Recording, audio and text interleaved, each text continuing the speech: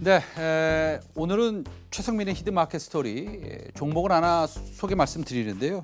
사실은 제가 소개 말씀드리는 종목 저번 주에는 뭘 했죠? 생각이 안 나네요. 우리기술 투자에 대해서 말씀드렸습니다. 우리기술 투자 한번 보여주시면 저번 주 월요일 날 말씀드렸는데 뭐 괜찮습니다. 그러나 제가 말씀드린 건 제가 말씀드려서 아무리 괜찮더라도 그 단기적인 트레이딩은 절대 하지 마시고요. 단기적인 트레이딩 하시면 손실 납니다. 손실 나니까요. 단기적인 트레이딩은 하지 마시기를 부탁드리겠습니다. 좀 공부를 한 3, 4일 하시고 이 최 앵커가 얘기했는데 이거 좀 괜찮은 것 같다. 그러면 이제 분할 매수하시면 되죠. 그렇죠? 약 3년 전에 전기차 관련주들이 폭등을 했습니다. 3년 전에요. 꿈 같은 성장에 대한 기대감이 엄청나게 반영이 될 때였습니다. 2차 전지, 전기차만큼이나 시장에 뜨거운 관심을 받고 있는 이 성장 산업은 사실 수소차입니다. 특히 수소차의 경우는 너무나 다행히도 현대차가 글로벌 중심에 있으며 정부의 그린 뉴딜 정책의 핵심입니다. 우리나라의 전기차의 포지셔닝은요, 전기차 말씀드리는 겁니다. 수소차와는 조금 다릅니다. 전기차와 배터리, 2차 전지 같은 것들이요. 한국, 중국을 위시로 해서 여러 플레이어들이 시장을 리드를 하고 있고요. 전기차는 뭐 지금은 테슬라가 선두에 서 있습니다. 다만 얼마 전 중국의 니오도 기업 공개를 했고 LG화학도 물적 분할을 한다고 하고 있고 이 경쟁이 치열해지고 있다는 것은 누구나 주제하고 있는 사실입니다. 사실 투자자 입장에서 과거의 숫자와 상관없이 움직였던 센티먼트보다는 이제는 성장성이 일부 반영된 펀드멘탈, 즉 분기변 실적이 온통 눈에 가 있는 것도 사실입니다. 전기차가 그렇다는 겁니다. 전기차 섹터가요. 주식시장을 기준으로 수소차와 전기차의 섹터와 같은 점은 수소차는 수년 전에 전기차와 같은 미래 꿈을 먹고 사는 섹터이긴 합니다만 각국의 수소차에 대한 계획이 속속 나오고 있고 이제는 전기차와 마찬가지로 숫자가 손에 잡힐 날이 얼마 남지 않은 듯합니다. 중국의 경우 제가 이제 저희들이 말씀드렸지만 2035년 일반 내연기관 차량 생산을 중단하겠다는 로드맵을 발표했고요. 2035년에는 전기차 등 신에너지차 50%, 플러그인 하이브리드차 50%를 생산하고 일반 가솔린 엔진 차량은 퇴출시키겠다는 겁니다.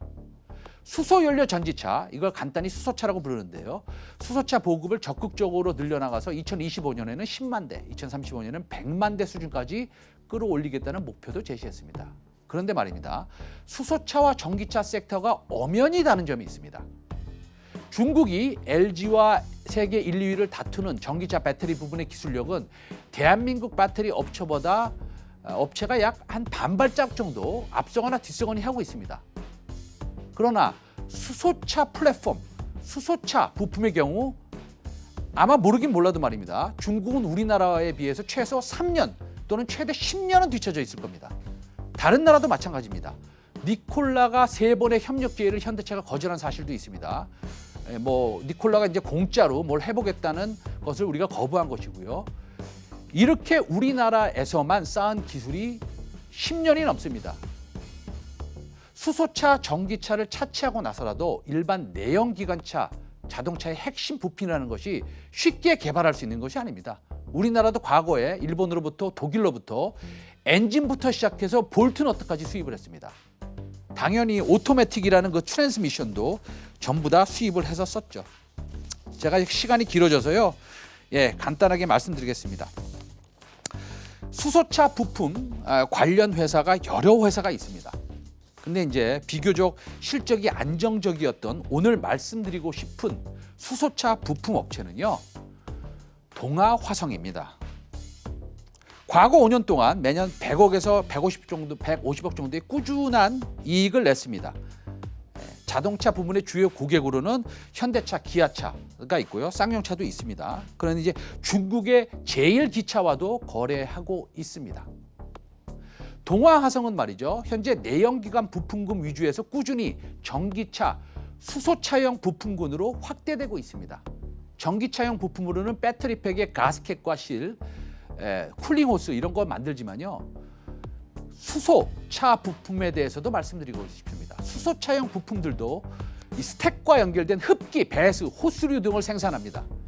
또 하나 강조 싶은 것은 뭐냐면요. 여러분이 잘 아시는 두산 퓨얼셀 있지 않습니까?